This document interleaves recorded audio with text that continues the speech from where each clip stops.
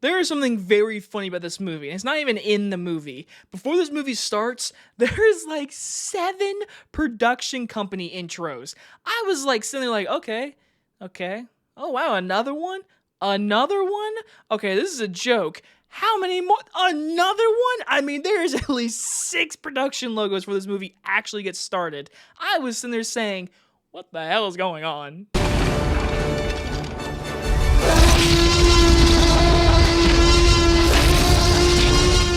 Late Night with the Devil stars David Dastmalchian and is about a live television broadcast in 1977 goes horribly wrong, unleashing evil into the nation's living rooms. Now, this is a very, very small horror movie being released limitedly in movie theaters this weekend, and you probably haven't heard of it. Well, I didn't either until about a month and a half ago when I saw that trailer, and I was like, when does it come out? Because the idea and the concept looked cool, and I am happy to say I was alone in this movie theater. I really enjoy the aesthetic and the outlook of this movie. Literally, this movie is 1970s late night talk show. Like your Johnny Carson, which they say in the movie, that is this movie. 4:3 aspect ratio, the VHS lines going through, the sound of like a noise, like all of that. That is this movie. The only time that's not in the movie is when the behind the scenes happens. It's literally in black and white, and you get to see them behind the scenes talking and such. But when they're actually live, that is the entire movie. 90 minutes of just that on the studio. That is such a cool idea, and I think they pulled it off. The aesthetic is so cool. The production design, the colorings, and the cinematography. I mean, it felt like I was watching like a Jimmy Fallon like late night talk show host. Like that's what I was watching, a complete episode. That's this movie, 100% beginning to end show. Yeah, in the very beginning, there's a narrator that tells you some stuff about the host or whatever. But once that's gone, this movie's aesthetic just floored me. I was in love with this kind of stuff. I thought it was so, so cool. The costuming, the audiences, the sound effects, the VHS lines. Like, oh my God, it's so cool, man. I thought it was so, so, so cool. Anyways, so the movie really focuses on this host who's having like low ass ratings. And so he's like, we gotta spice it up. Let's have a little girl who can talk from the devil on our show.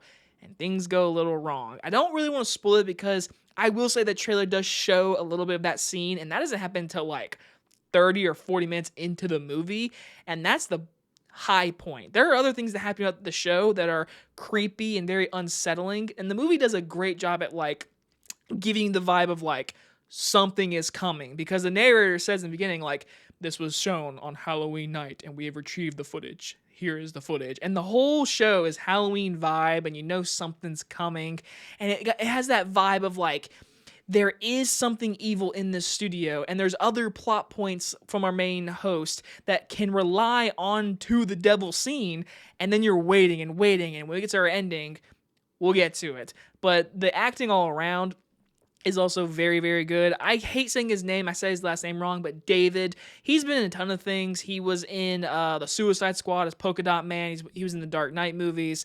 He's a very, very good actor. He kills it in this movie. He is so good in this movie. He really nails that 1970s host, and he has that like sediction of like, I need high ratings or my life's over. And he has baggage that throughout the movie you learn more and more about, and it gets to a point that is very unsettling, and things are said on live television in this setting that are completely out of pocket, and you're like, oh great. Like they do a great job of telling this entire story through a Tonight Show. Like that to me is so creative and cool that I love that for this movie.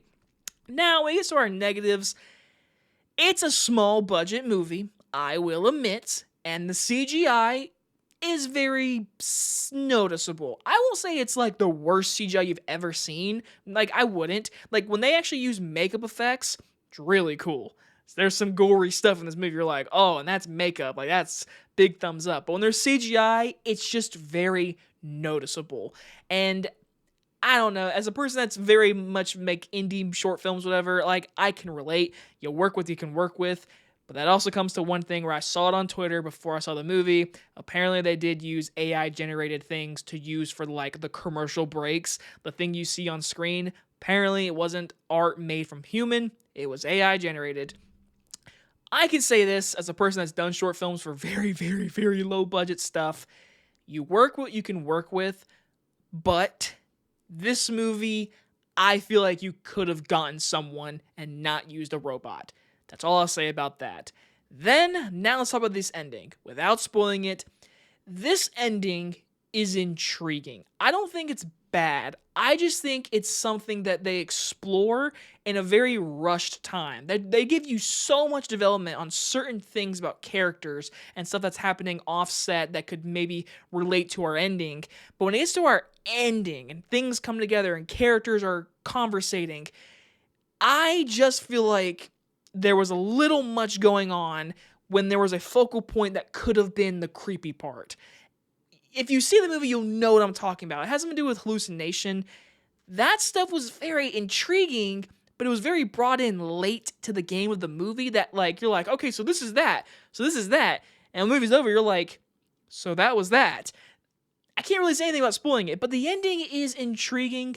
I would love to watch this movie again or definitely see like an analysis video. In the end, I just love the aesthetic, man. I thought this was so cool and different. I won't say this is like a terrifying movie. I didn't walk away saying, oh my God, but like, I just love how creative this movie was and how just cool it was, the 1970s vibe and the VHS kind of stuff. And like, we'll be back with commercial breaks and the music. Like, I love that stuff. And like I said, David, the actor, the main lead in the movie, he was so good in this movie. Highly recommend in a movie theater if you can. Go support the original content, but it is on Shudder at some point. I'm going to give Late Night with the Devil a B+. I'm very, very intrigued on what you guys think about this movie, especially with that ending, because I don't know.